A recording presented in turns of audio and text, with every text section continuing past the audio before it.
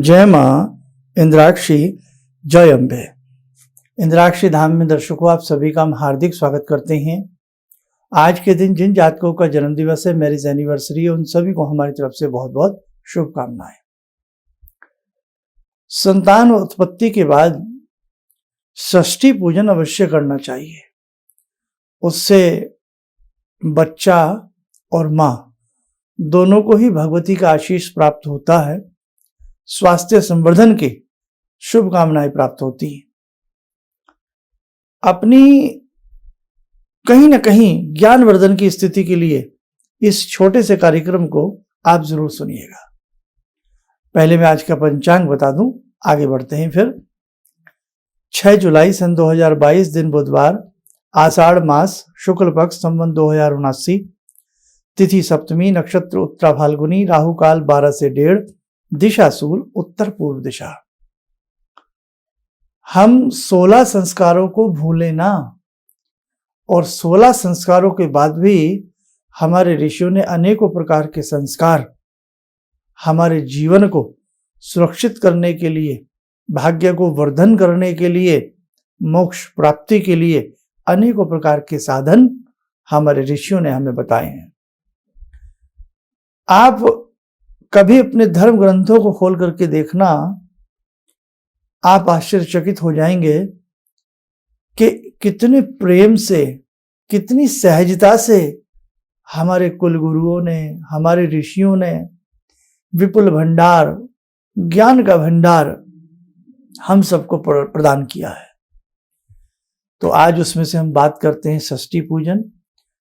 इसी को छठ पूजन, छठी पूजन भी कहा जाता है, जब छठी मनाई जाती है, जैसे कृष्ण जी की भी मनाई गई। जब संतान पैदा होती है, चाहे वो पुत्र हो या वो पुत्री हो, तो उसमें प्रसूति गृह के हिसाब से ही षष्ठी पूजन करना अनिवार्य अंग है। जिन घरों में संतानें पैदा होने के बाद अक्सर अस्वस्थ रहती हों, रोगिणी बन जाती हों, नाना भांति के रोग होने का भय हो, और आजकल तो जब मेडिकल चेकअप होता है तो अमूमन डॉक्टर्स भी राय देते हैं कि आप बेड रेस्ट रखिए, प्रेग्नेंट महिलाओं को कि आप बेड रेस्ट करिए, और उसके बाद भी कुछ माह तक, कुछ समय तक कुछ मेडिसिन्स भी कुछ केस में दी जाती हैं। सुरक्षा, बचाव, आगे आने वाला कोई बच्चे के ऊपर नकारात्मक असर न पड़े। हमारे विज्ञान ने, ऋषि मुनियों की सोच ने हजारों लाखों वर्ष पूर्व ये सारी बातें सोच के रखी हुई थी अपनी संतानों के लिए, जो हमारे ग्रंथों में लिखी हुई है कि भाई प्रसूति गृह में अशुद्धि का वातावरण हो जाता है। इसीलिए आपने देखा भी होगा, जब सारे कार्य से निवृत्त परिवार हो जाता है, यज्ञ आदि की परिपाटी की जाती है, घर को शुद्ध किया जाता है, किसी के यहाँ किसी हिसाब से, लेकिन उसी में एक आता है षष्ठी पूजन। तो षष्ठी पूजन करना ना चूके। जिन परिवारों में हमने कहा बच्चे अस्वस्थ पैदा होते हैं, वहां तो षष्ठी पूजन अनिवार्य है। जिन परिवारों में संतान उत्पत्ति के बाद माँ को अधिक कष्ट होता है, वहां भी षष्ठी पूजन अनिवार्य है। लेकिन जहां ईश्वर की कृपा से सब कुछ ठीक रहता है, वहां भी षष्ठी पूजन अनिवार्य है। आता नहीं है या आपके यहाँ किया नहीं जाता है, ये दोनों बातें सही नहीं है। आता नहीं है तो ऐसे किसी ज्ञाता से परामर्श करें जो षष्ठी पूजन करा सकें, और परिवार में किया नहीं जाता है तो वो उनको ग्रंथों का मूल मालूम नहीं है, वो उस स्थिति तक पहुंचे नहीं है। हमें अपने हिंदू नियमावली के हिसाब से नाना भांति के संस्कारों से जुड़ना ही चाहिए। एक बार सच्ची आत्मा से आप जुड़ के देखें, समझ के साथ जुड़ के देखें, आपको आनंद की प्राप्ति होगी।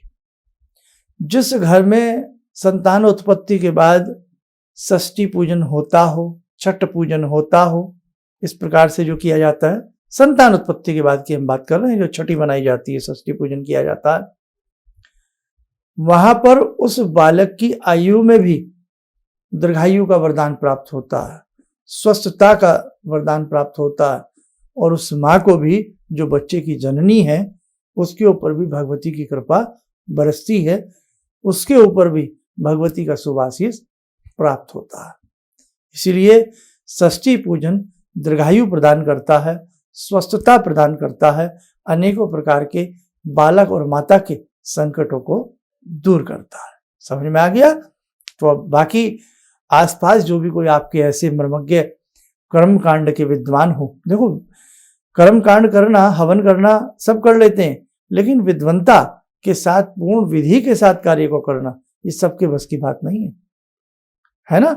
डॉक्टर सब हैं, लेकिन ऑपरेशन करने के लिए अलग डिपार्टमेंट होता है, सर्जरी डिपार्टमेंट। उसमें एक अच्छे सर्जन की आवश्यकता होती है, ठीक है? उसमें हर व्यक्ति वो नहीं कर सकता। ऐसे ही इस शास्त्र में भी हर प्रकार का अलग अलग डिपार्टमेंट है। तो आप ध्यान रखना, ये इस क्रिया से आप अछूते नहीं रहे। आइए, समय हो चला है ध्यान साधना का। भगवती जगजननी आप सबका कल्याण करें, आपकी समस्त मनोकामनाएं पूर्ण करें। ध्यान करें माँ भगवती का।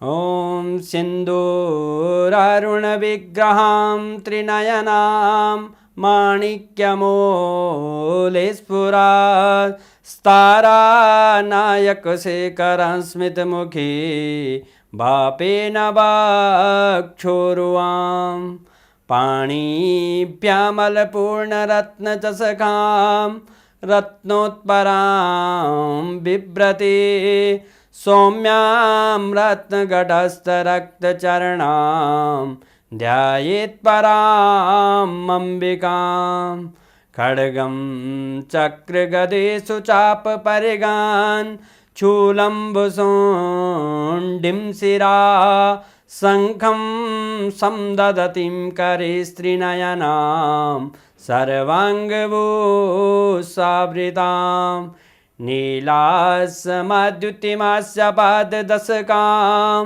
सेवे महाकालिकां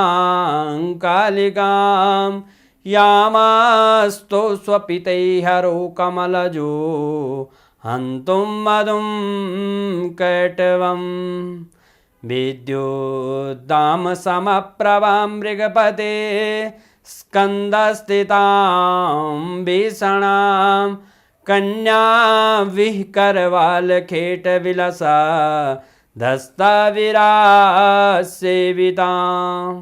हस्तैश्चक्रगदाशिखेटविशिखां चापं गुणं तर्जनीं विप्राणामलिलात्मिकां शशिधरां दुर्गां त्रिनेत्रां भजे। कवच बना लें, ध्यान करें, भगवती का शुभ आशीष सबके ऊपर बरस रहा है।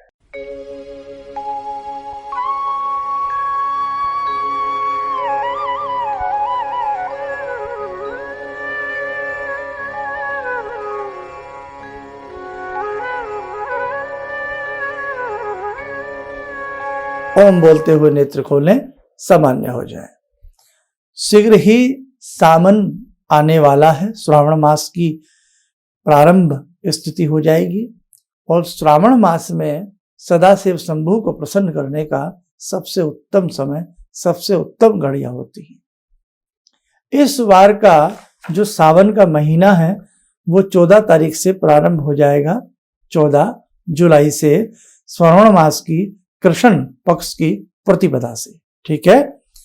और ये पूरा महीना भर आपको पता ही है, अगली अगस्त की पूर्णिमा के आसपास तक ये रहेगा। कहीं कहीं कुछ कुछ ऐसे वो हैं जहां थोड़ा सा देर से शुरू होता है, ठीक है? जैसे शायद गुजरात में है या और कहीं है। तो आपके हिसाब से जैसे भी श्रावण का माह शुरू होता है तो भगवान सदाशिव शंभू की इस बार भक्ति हम बहुत अच्छे तरीके से सब करने वाले हैं, ठीक है? सारी चीजें मैं आपको बताता रहूंगा, बस आप तैयार रहें उन सब चीजों को करने के लिए। दूसरी बात, 13 जुलाई की गुरु पूर्णिमा है। बहुत लोग दीक्षा के इच्छुक हैं, तो गुरु पूर्णिमा का संकल्प लेते हुए भगवान गुरु का पूजन करने के उपरांत गुरु दीक्षा का कार्यक्रम प्रारंभ होगा। जो दीक्षा लेना चाहते हैं तो गुरु पूर्णिमा के बाद हम बता देंगे कि क्या उसका प्रोसीजर रहेगा, कैसे आप दीक्षा संस्थान से प्राप्त कर सकते हैं। आप स्वस्थ रहें, सुखी रहें, इन्हीं शुभकामनाओं के साथ हम अपनी वाणी को विराम देते। जय जय अम्बे। मेरी बार बार आंखों की नाड़ी फट जाती थी, तो डॉक्टर ने मेरे को बोला कि ये कैसे हो गया। मेरे 30 साल की प्रैक्टिस में कभी भी इस आँख की रोशनी चली गई थी, तो वो मैं मंत्र करती थी, आपने मेरे को बताया था, तो उस मंत्र से मेरी रोशनी वापस आ गई। मेरे को काला मोतियाबिंद है, तो हाँ अब ठीक है, इस रोशनी आँख में आ गई। तो वो बोले कि मैं बड़ा हैरान हूँ कि रोशनी ये वापस आ कैसे गई, तो आपकी कृपा से आई। किसी भी समस्या के समाधान के लिए मिले प्रसिद्ध हस्तरेखा एवं वास्तु विशेषज्ञ प्रोफेसर धर्मेंद्र शर्मा जी से। नोट: शिविर में भाग लेने हेतु एवं व्यक्तिगत रूप से मिलने के लिए कॉल करने का समय सुबह 10 बजे से शाम 6 बजे तक। हमारे विभिन्न ज्ञानवर्धक कार्यक्रम देखने के लिए आप हमें अभी सब्सक्राइब करें, बेल आइकन को प्रेस करें ताकि आप देख सकें हमारा कार्यक्रम सबसे पहले। और अधिक जानकारी के लिए फेसबुक पेज को लाइक करना न भूलें।